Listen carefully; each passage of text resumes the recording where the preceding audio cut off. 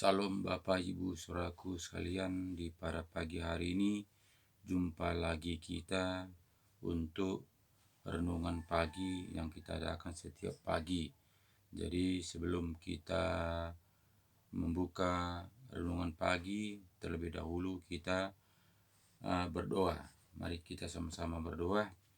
Ya Bapa kami yang baik dalam kerajaan sorga, kami mengucap syukur kepada Engkau ya Bapa, di mana Tuhan Kau telah menyertai, melindungi, menyelamatkan kami pagi, siang, sore, bahkan di malam hari tadi kami tidur nyenyak, dan di pada pagi ini Engkau telah banguni kami dengan sehat walafiat. Itu semua Tuhan Yesus kami rasakan oleh tuntunan penyertaan pelindungan-Mu. Juga ya Bapa, di pada pagi hari ini Engkau telah memberikan kami hari yang cerah, dan di pada pagi hari ini tak kemanapun perjalanan pekerjaan kami, Engkau tetap tuntun serta lindungi, Engkau memberkati perjalanan kami, baik juga pekerjaan kami, sehingga membuahkan hasil baik dalam tuntunan dan topang dalam pelindungan-Mu. Juga ya Bapa, di pada pagi hari ini semua keluarga saya, saudara saya, di mana juga saat ini berada yang bisa menonton video ini, kami percaya ya Bapa, Engkau ulurkan tangan-Mu apabila ada masalah, pergumulan, tantangan hidupnya Tuhan. Engkau tetap campur tangan, Engkau berkarya, Engkau membimbing, menopang, sehingga betul-betul Tuhan tetap mendekatkan diri pada Engkau, menjalankan serangan-Mu, dan tetap Bapa setia untuk menjalankan kebenaran firman-Mu. Apabila dia ada sakit, Tuhan Yesus, Engkau ulurkan tangan-Mu Tuhan, mengangkat semua penyakit-penyakitnya, sehingga betul-betul Tuhan dia merasakan tuntunan penyertaan pelindungan-Mu, sehingga dia lepas daripada penyakitnya Bapa, karena kuasa-Mu, karena bilu-bilu-Mu telah menyembuhkannya. Terima kasih Bapa, Engkau begitu baik, di mana Bapa di pada pagi hari ini Engkau telah menyertai melindungi kami satu persatu. Baik juga Bapa, sebentar lagi kami juga akan membaca bagian firman-Mu. Kami percaya Bapa, Engkau campur tangan, Engkau penuhi kami dengan tuntun Roh-Mu, sehingga betul-betul Roh-Mu bekerja dalam kehidupan kami sehari-hari, sehingga betul-betul Bapa kami bisa mengerti firman Tuhan yang kami bacakan di pada pagi hari ini, sehingga betul-betul Bapa kami bisa mengikutinya, menjalankan sesuai dengan kehendak-Mu. Terima kasih Bapa, kami percaya Engkau campur tangan renungan pagi kami ini dari awal hingga akhir nanti. Terima kasih Bapa, dalam nama Yesus kami berdoa dan bersyukur. Haleluya. Amin. Bapak Ibu Saudaraku sekalian, di pada pagi hari ini kita juga akan membaca kebenaran firman Tuhan untuk kita taati dan kita lakukan dalam kehidupan kita sehari-hari.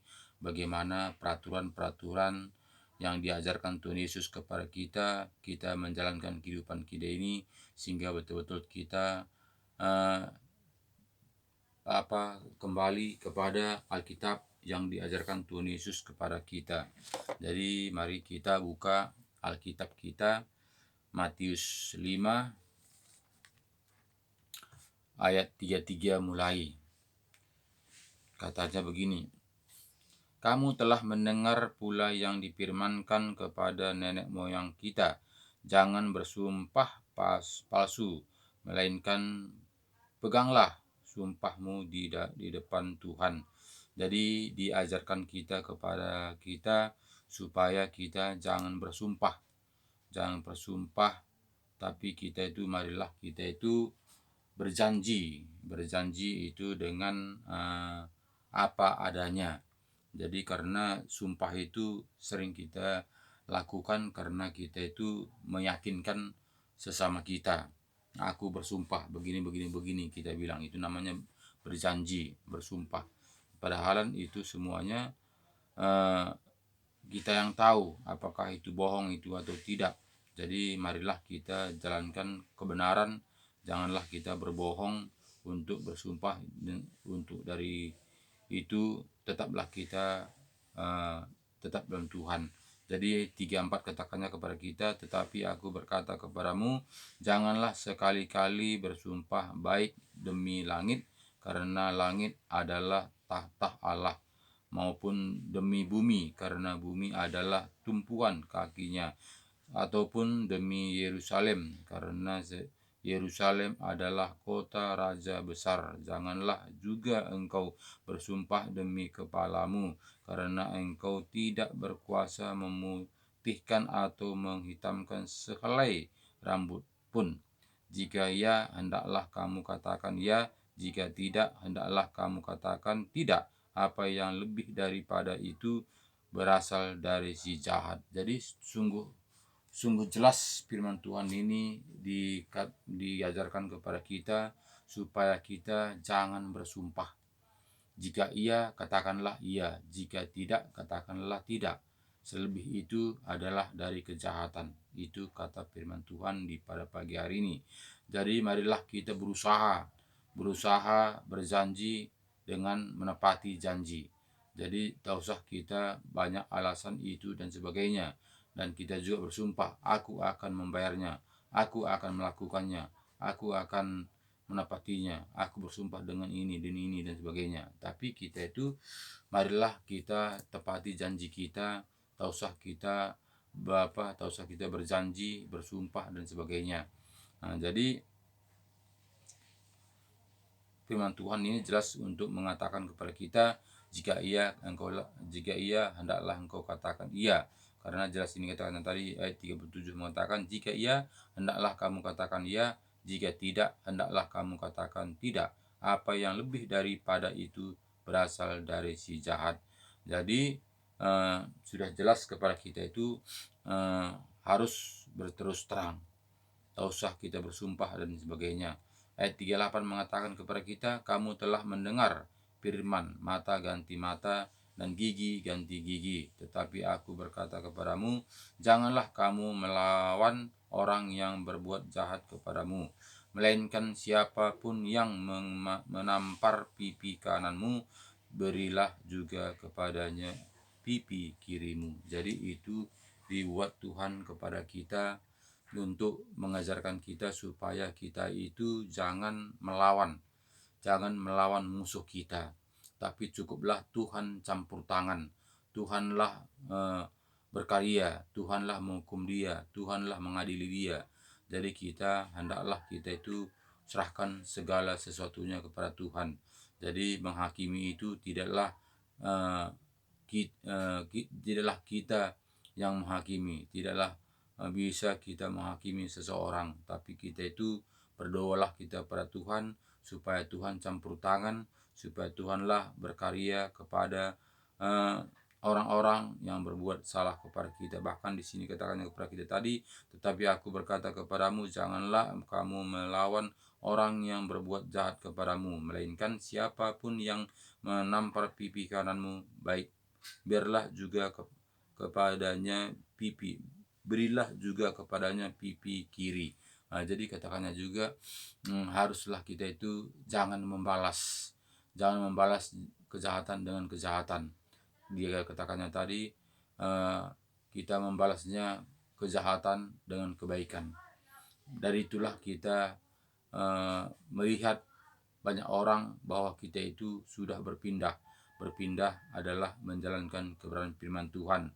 Karena apa? Karena kita itu tidak membalas apapun yang dilakukannya kepada kita, karena kita sudah berpindah menjalankan kebenaran firman Tuhan. Jadi membalas itu tidaklah kita membalas, tapi cukuplah Tuhan yang membalas. Ayat 40 katakannya kepada kita, dan kepada orang yang hendak mengadukan engkau karena mengingini bajumu, serahkanlah juga jubahmu. Jadi memang berat, sangat berat memang mengikuti kebenaran firman Tuhan ini kalau kita secara daging. Bagaimana kita melihat bagaimana nomor 40 ini, ayat 40 mengatakan kepada kita, dan kepada orang yang hendak mengadukan engkau karena mengingini bajumu, serahkanlah juga jubahmu. Jadi katanya jika orang mengingini baju kita, serahkan jugalah baju kita. Begitulah kasih itu diajarkan Tuhan kepada kita. Kita memberi itu lebih daripada yang dimintanya. Nah, jadi sebetulnya itu kalau kita secara daging tentu sangat-sangat berat. Jika kalau kita tidak dalam tuntunan Roh Kudus, pastilah kita itu mundur. Karena apa? Karena kita tidak mampu untuk melakukannya sesuai dengan ajaran Tuhan Yesus. Tapi apakah kita mundur gara-gara perbuatan itu? Tentu tidak. Tapi kita berusaha untuk melakukan sesuai dengan ajaran Tuhan Yesus supaya kita layak untuk mendapatkan mahkota kerajaan surga. Jadi ini semuanya jika tidak ada Roh Kudus dalam hati kita, tentu kita tidaklah sanggup untuk melakukan sesuai dengan kehendak Tuhan. Tapi yakin dan percayalah, jika kita mengundang Roh Kudus masuk dalam hati kita, Roh Kudus akan menuntun, menyertai, membimbing, mengajari kita bagaimana seharusnya kita melakukan kehendak Tuhan. Jadi 4:1 mengatakan, dan siapapun yang memaksa engkau berjalan sejauh 1 mil, berjalanlah bersama dia sejauh 2 mil. Berilah kepada orang yang meminta kepadamu dan janganlah menolaknya orang yang mau meminjam daripadamu. Jadi ini betul-betul memang sangat sukar, sangat susah kita menjalankannya kalau jika kita berpikir secara daging, kalau kita menjalankannya itu secara daging. Tapi kalau kita menjalankannya sesuai dengan firman Tuhan, kita penuh dengan Roh Kudus, tentu kita semangat. Karena apa? Karena tujuan kita hidup ini adalah untuk berbagi. Tujuan kita hidup ini adalah untuk mengasihi sesama manusia. Tujuan kita hidup dalam dunia ini adalah memperhatikan sekeliling kita, mendoakan dan menyapa dan merangkul. Itulah tugas kita selaku kita menjadi anak Tuhan. Jadi kita itu hendaklah kita menjadi terang, menjadi contoh, menjadi berkat. Jadi semuanya itu jika kita berpikir secara daging dan juga kita melakukannya secara daging, itu tidak akan mampu. Makanya banyak orang-orang Kristen pada saat ini mengandalkan kekuatannya sehingga dia membuat kebenaran diri sendiri, bukan lagi mengikuti ajaran Tuhan Yesus, karena ajaran Tuhan Yesus sangat sukar untuk kita lakukan dengan daging. Makanya banyak saat ini manusia juga tidak menanggalkan kedagingnya karena tidak mau menjalankan kebenaran firman, tidak mau mengundang Roh Kudus masuk dalam hatinya. Jika kita tidak mau mengundang Roh Kudus masuk dalam hati kita, tentulah kita sangat sukar untuk melakukan kebenaran firman Tuhan ini dengan taat dan setia. Jadi sini kita melihat bagaimana ayat 4:3 katanya kepada kita, kamu telah mendengar firman kasihlah sesamamu manusia dan bencilah musuhmu. Itu firman Tuhan mengatakan, tapi aku berkata kepadamu, kasihilah musuhmu dan berdoalah bagi mereka yang menganiaya kamu. Jadi hukum Taurat mengatakan kamu telah mendengar firman kasihilah sesamamu manusia dan bencilah musuhmu. Itu hukum Taurat. Tetapi datang Yesus mengenapkan firman Tuhan, dia mengatakan, tetapi aku berkata kepadamu, kasihilah musuhmu dan berdoalah bagi mereka yang menganiaya kamu. Itu Yesus mengajarkan kepada kita, di mana Tuhan Yesus juga sudah mengampuni semua dosa-dosa kita.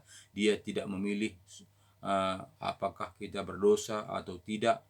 Itu semuanya dia rela untuk menggantung dirinya di kayu salib untuk menebus dosa-dosa kita. Ini semuanya bukan karena kebenaran kita, bukan karena kebaikan kita, tapi ini semua Tuhan Yesus memberikan pengorbanannya kepada semua orang supaya kita sungguh-sungguh untuk menjalankannya. Jadi kita dilihat di mana ayat 44 mengatakan, tetapi aku berkata kepadamu, kasihilah musuhmu dan berdoalah bagi mereka yang menganiaya kamu, karena dengan demikianlah kamu menjadi anak-anak Bapamu yang di sorga, yang menerbitkan matahari bagi orang yang jahat dan orang yang baik, dan menurunkan hujan bagi orang yang benar dan orang yang tidak benar. Jadi cukup jelas katakannya kepada kita di sini, sama. Orang tidak Tuhan tidak melihat apakah kita melakukan firman Tuhan atau tidak. Kasihnya begitu baik, sama kepada kita semua yang ada hidup dalam dunia ini. Jadi ini semua kita harus berbalik kepada Tuhan supaya kita itu sungguh-sungguh untuk menjalankan kebenaran firman Tuhan,